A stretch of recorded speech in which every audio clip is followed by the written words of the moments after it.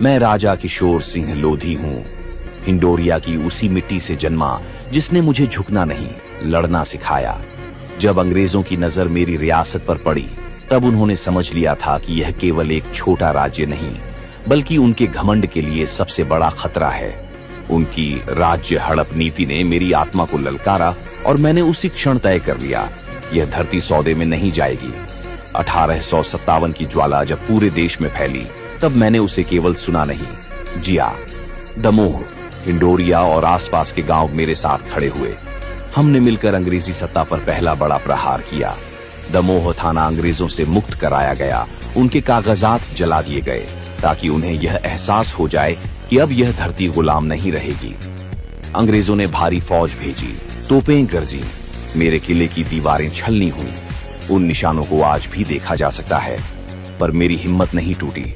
उन्होंने मुझे लालच दिया, संदेश भिजवाया कि विद्रोह छोड़ दो, रियासत लौटा दी जाएगी। पर मैं अपनी मातृभूमि को कैसे बेच देता? मैंने साफ कह दिया, जब तक आखिरी सांस है, संघर्ष जारी रहेगा। इसके बाद मेरा जीवन मैदानों और जंगलों में बीता। कभी कुम्हारी, कभी गांव-गांव, हम लगातार अंग्रेजों को परास्त करते रहे। 6 महीने तक मैं उनके लिए सबसे बड़ी चुनौती बना रहा। अंग्रेजों ने मेरे सिर पर इनाम रखा, जिंदा या मुर्दा। मुझे पकड़ने के आदेश दिए गए, मेरी रियासत को तहस नहस कर दिया गया, पर वे मुझे पकड़ न सके। वे जमीन जीत सकते थे, पर मेरा साहस नहीं। अंत में मेरा रास्ता इतिहास के अंधेरे में खो गया, पर मेरा बलिदान नहीं। आज भी जब मेरा नाम लिया जाता है, तो लोग मुझे केवल एक राजा नहीं, बल्कि स्वाभिमान और स्वतंत्रता का प्रतीक मानते हैं।